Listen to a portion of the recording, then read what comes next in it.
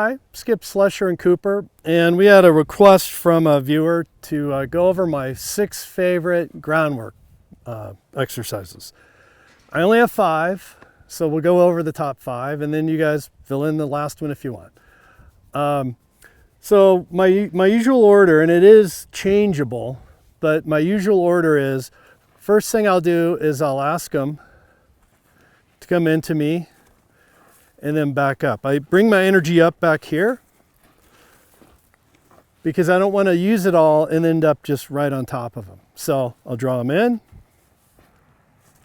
And again, I'm not pulling. He's following my physical presence, my energy. So I'm asking him to come into me. I'm not pulling him into me. And backing, I'm asking him with my energy to back away from me. And now I'm kind of softening and inviting him in. So go through that, and the really important part of this is when you back up, his weight should move back before his feet move. So like that. His body shifts back, his weight shifts back, and then his feet move. And give him a good pet, you know, a good attaboy between every bit of it. Then the next thing I'll do is a bending exercise. It's not really a lunge. I want his nose tipped into me, and I want this inside hind stepping towards that outside front. To do that, he has to balance. This is great self-carriage. I'm not doing anything other than putting pressure in certain places and asking him to hold his body a certain way.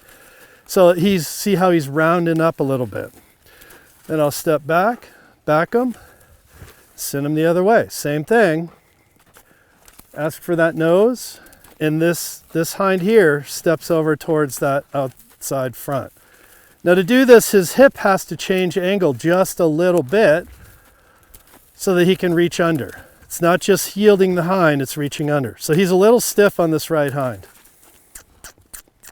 And I end everything with a little bit of an ask to step back and rock back, just because I want him always feeling that balance.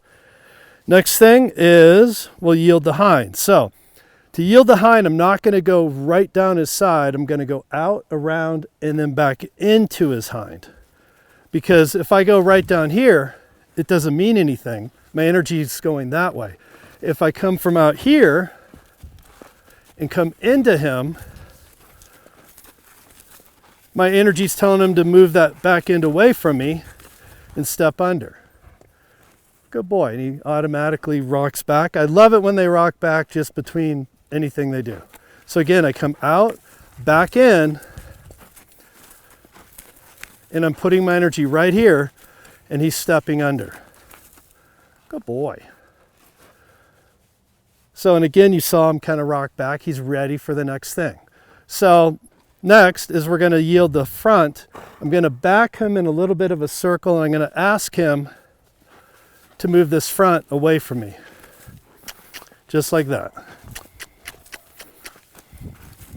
Now, I'd rather him be crossing over, so we'll just keep going. The moment you stop is when he thinks that's the answer. Now, he does a lot of cow horse kind of cutter type turns, which involves a stab under, like that.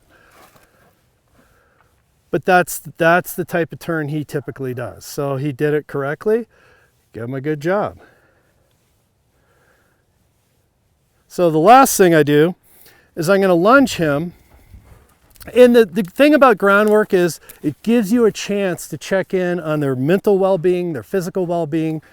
Is he lethargic? Is he worked up? Is he sore? I already know he's a little tight in that left hind at this point, and he's being really good and really calm. So his disposition's awesome, which it wasn't just a little while ago. So I'm going to send him into a trot. I'm just going to step over, ask him to back up, go the other way. Now this is a lot of work for him to stop, back, and leave. That's a lot of work versus just going in a circle. So this is a test of, are you listening? Are you respecting me?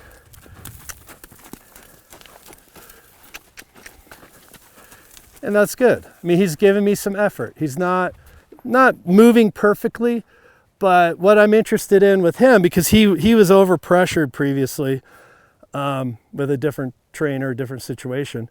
So to push his mind to the point that he gets it right, but he's upset, that's not worth it. I want him to give me an effort and try. That's the point.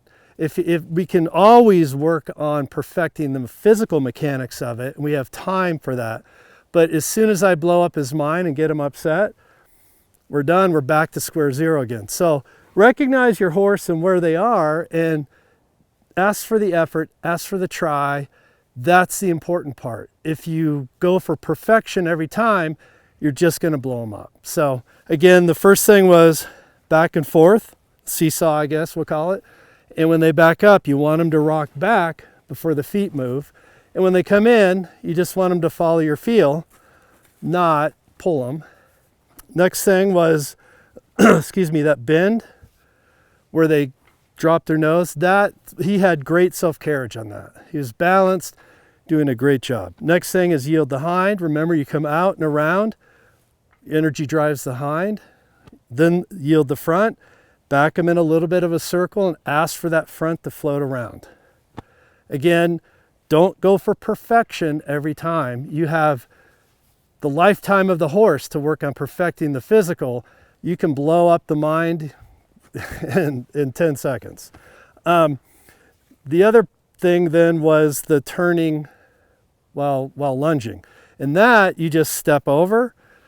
He needs to move off you. If he doesn't, you take a little step forward and send him the other way. And he should roll over his hocks, change direction. And that's a great gauge on where they are energy-wise, mentally, if they're listening, all that stuff.